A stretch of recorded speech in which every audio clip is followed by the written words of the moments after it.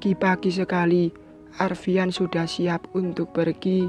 Semalaman ia tidak tidur demi untuk melacak siapa yang sudah meneleponnya. Usahanya tidak sia-sia.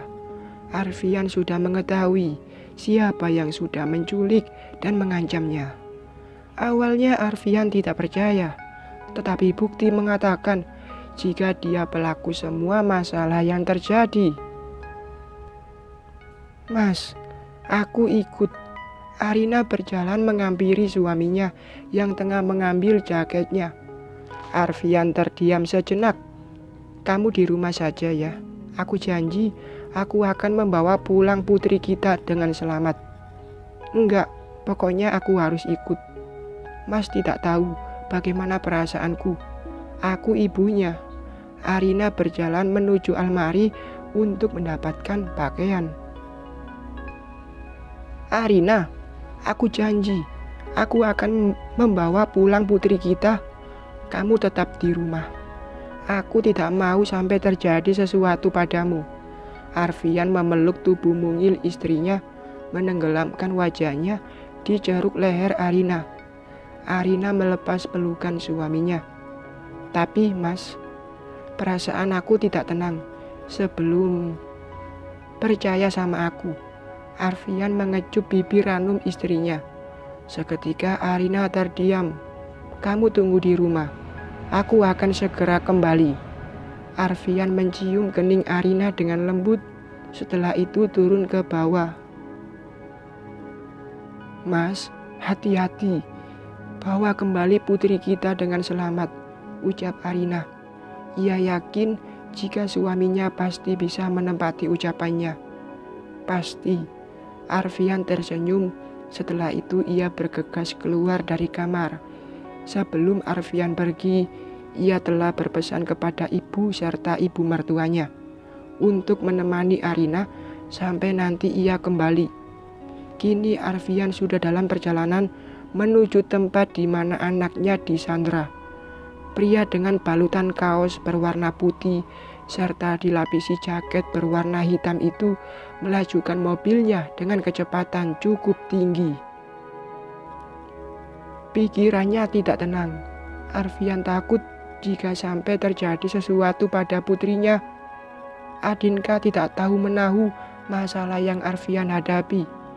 Tetapi kenapa harus menjadi korbannya? Arfian terus melajukan mobilnya. Meski banyak kendaraan yang berlalu lalang, tetapi semua itu tidak menjadi masalah. Yang ada dalam benaknya adalah keselamatan putrinya. Setelah hampir 2 jam dalam perjalanan, kini Arfian sudah sampai di sebuah rumah mewah berlantai 2. Tanpa menunggu lama, Arfian keluar dari mobilnya dengan diikuti oleh beberapa orang kepercayaannya. Terlihat ada 2 penjaga di depan pintu rumah mewah di hadapannya. Tanpa merasa ragu, Arfian melangkahkan kakinya menuju teras rumah. "Apa Indra ada di dalam?" tanya Arfian. Matanya menatap tajam ke arah 2 orang penjaga tersebut. "Ada perlu apa? Anda mencari Tuan Indra?" tanya salah satu dari mereka. "Aku ada perlu dengannya," ucap Arfian. "Tuan tidak ingin diganggu. Lebih baik sekarang. Jika dia tidak berani keluar, aku yang akan masuk," potong Arfian dengan cepat, secepat langkah kakinya. Langkah Arfian terhenti saat sebuah tangan menghalanginya. Terdengar suara perintah dari dalam rumah. Seketika 2 penjaga itu menurunkan tangannya dan membiarkan Arfian masuk ke dalam. Setibanya di dalam, mata elang Arfian menatap tajam ke arah pria dengan balutan kemeja berwarna putih itu yang tengah duduk di sofa. "Di mana kamu sembunyikan putriku?" Arfian menatap tajam ke arah Indra. Iya, pria itu adalah Indra, sahabat Arfian. Indra bangkit dari duduknya dan berjalan menghampiri Arfian dengan memasukkan kedua tangannya di saku celananya. Senyum sinis terukir di wajah gagah Indra. Pria berkemeja hitam itu berjalan mengelilingi Arfian, sementara Arfian tengah menahan emosinya. Rasanya ia sudah tidak sabar melihat tingkah Indra yang seperti itu. Indra, apa kamu tidak mendengar pertanyaanku? Di mana kamu sembunyikan putriku? Arfian bertanya dengan menekan setiap kata-katanya. Apa? Aku tidak dengar. Coba kamu ulangi sekali lagi. Indra mendekatkan telinganya ke arah Arfian, seolah-olah ia tidak mendengar apa yang Arfian katakan. Dasar pengecut, sekali pengecut, sampai kapanpun kamu tetap jadi pengecut, umpat Arfian. Indra benar-benar sudah menguji kesabarannya. Indra tersenyum sinis. Terserah, aku tidak peduli dengan apa yang kamu ucapkan.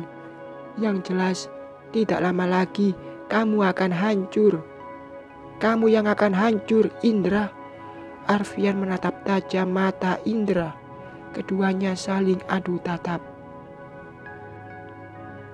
Tiba-tiba terdengar suara teriakan dari lantai atas, tepatnya dari kamar di mana Fiona disekap. Seketika Arfian menoleh ke atas. Ia sangat kenal dengan suara yang didengarnya. Tatapan Arfian kembali beralih pada Indra. Berbagai pertanyaan melintas di benaknya. Entah apa yang sudah Indra lakukan, terlalu sulit untuk menebak apa yang sudah terjadi. Indra, lepaskan aku. Kurang ajar kamu. Dasar pria brengsek. Aku menyesal telah mempercayaimu, teriak Fiona. Hal itu membuat Arfian mengernyitkan keningnya. Indra, apa yang sudah kamu lakukan? Tanyanya. Arfian menatap tajam ke arah pria yang kini berada di hadapannya itu. Aku tidak melakukan apa-apa. Aku hanya mengurungnya. Dia sangat berbahaya. Setelah kamu ceraikan, kondisi kejiwaannya terganggu. Itu sebabnya aku mengurungnya, terangnya. Indra tersenyum miring saat melihat raut wajah Arfian yang terlihat berbeda. Jujur, Arfian merasa penasaran dengan apa yang sudah Indra lakukan pada mantan istrinya itu. Namun tujuannya ia datang adalah untuk membebaskan putrinya. Meski ada rasa kasihan terhadap Fiona, tetapi yang lebih utama adalah keselamatan Adinka. Arfian tidak ingin jika sampai terjadi sesuatu yang buruk terhadap putrinya. Aku tidak peduli dengan urusanmu dan Fiona. Aku datang ke sini untuk menjemput Adinka. Sekarang kamu katakan, di mana? Ucapan Arfian terpotong saat mendengar tangisan Adinka. Ia mengedarkan pandangannya mencari asal sumber suara tersebut. Adinka, kamu di mana, nak? Indra, kamu sembunyikan di mana putriku?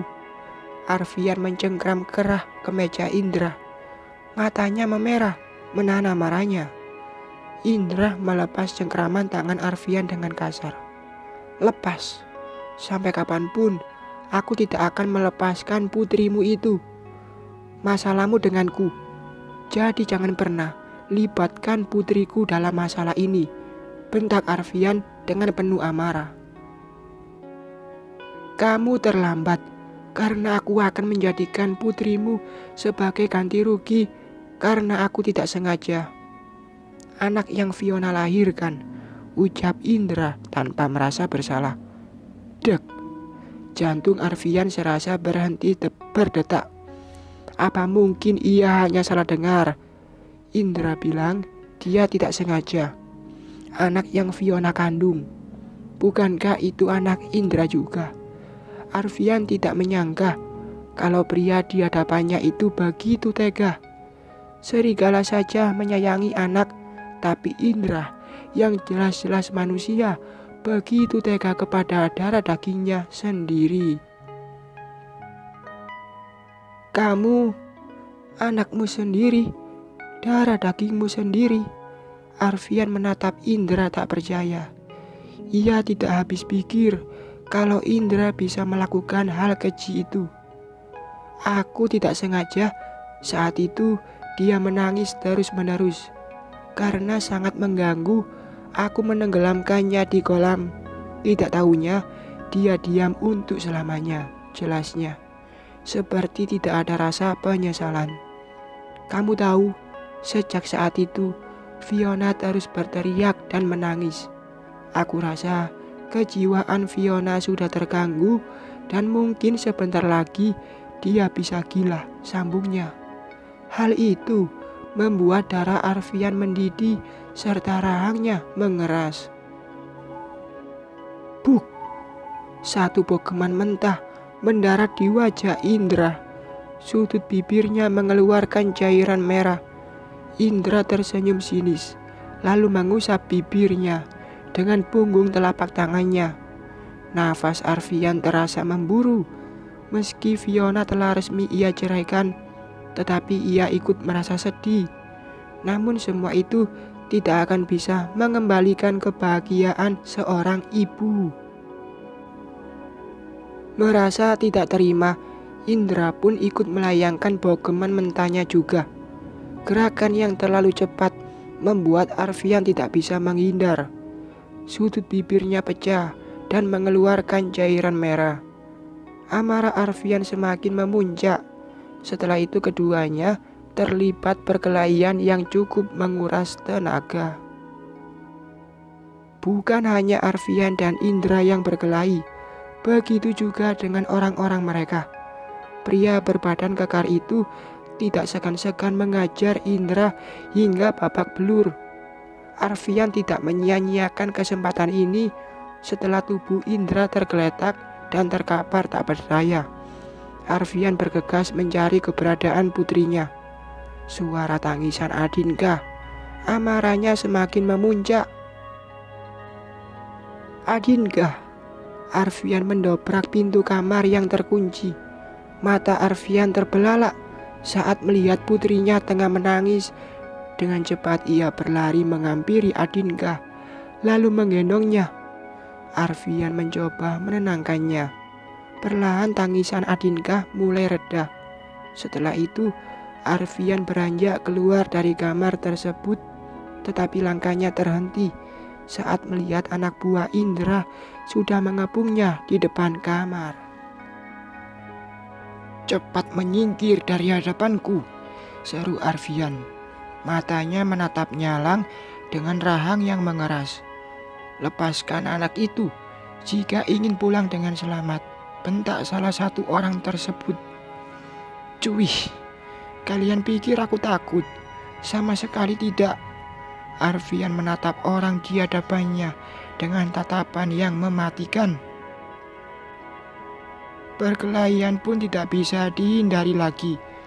Arfian mempererat gendongannya. Ia hanya menggunakan satu tangan untuk melawan anak buah Indra, sementara orang-orangnya masih berkelahi di luar rumah. Terlalu banyak anak buah yang dikerahkan oleh Indra membuat Arfian sedikit kewalahan. Namun ia telah berjanji bahwa ia akan membawa pulang putrinya dengan selamat. Saat tengah fokus berkelahi, samar-samar Arfian mendengar suara teriakan Fiona. Hampir saja satu bogeman mengenai wajahnya jika saja Arfian tidak segera menghindar. Sementara itu, diam-diam Indra mengambilnya pistol dari balik pinggangnya dan mengarahkannya ke arah Arfian. Saat Indra akan menarik pelatuk pistolnya, ia mendengar teriakan Fiona yang sangat memekikkan telinga. "Dasar wanita tidak tahu diri," umpat Indra. Ia benar-benar kesal dengan apa yang Fiona lakukan. "Indra, lepasin aku, dasar brengsek," teriak Fiona. Wanita itu terus-menerus berteriak. Indra, ih, ih, lepasin aku, kembalikan anakku, ih, Indra, teriaknya lagi. Fiona tak henti-hentinya berteriak dengan suara tangisnya. Dalam hati Arfian ia merasa iba. Saat mendengar Fiona berteriak dengan suara tangisnya, Arfian dapat merasakan apa yang Fiona rasakan. Bagaimana rasanya kehilangan. Indra memang sudah sangat keterlaluan. Pria itu sama sekali tidak memiliki rasa kasihan. Arfian tidak menyangka jika orang yang ia anggap sangat baik dan dapat dipercaya ternyata tak lebih dari seorang bajingan. Setelah cukup lama berkelahi, akhirnya Arfian dapat melumpuhkan anak buah Indra. Tenaganya benar-benar sudah terkuras habis. Tubuhnya sangat lelah. Arfian memeluk putrinya dengan erat. Jika sampai terjadi sesuatu padanya, ia tidak akan bisa memaafkan dirinya sendiri. Arfian menoleh ke lantai atas, di mana teriakan Fiona membuat hatinya merasa iba. Fiona, apa aku harus menolongnya? Arfian bermonolog sendiri. Satu sisi ia merasa kasihan, tetapi satu sisi ia harus segera pulang. Arfian khawatir jika Arina akan berbuat nekat kalau dirinya tidak segera kembali. Namun, ia juga merasa kasihan kepada Fiona. Hati kecilnya menyuruhnya untuk bermonolog untuk menolong Fiona. Tetapi seperti ada dinding dalam hati Arfian agar segera pergi dari rumah Indra. Arfian benar-benar bimbang, harus menolong atau segera pergi sebelum anak buah Indra bangun. Maafkan aku Fiona, aku tidak bisa menolongmu. Arfian melangkah pergi, meninggalkan tempat tersebut. Namun langkahnya terhenti saat mendengar suara tembakan. Dor! Dah! Segar mengalir dari lengan kiri Arfian. Rasanya lengannya tidak kuat untuk menahan bobot putrinya. Hampir saja Adinka jatuh dalam gendongan Arfian jika seorang kepercayaannya tidak segera membawa mereka keluar dari rumah Indra. Indra tersenyum melihat Arfian terluka. Tuan, kita ke RS sekarang, tanya Johnny, orang kepercayaan Arfian. Tidak, kita langsung pulang ke rumah, tolak Arfian. Rasa sakit di lengannya bisa ia tahan, namun rasa lapar putrinya yang mungkin belum meminum ASI tidak bisa ia tahan. Tapi, cepat pulang.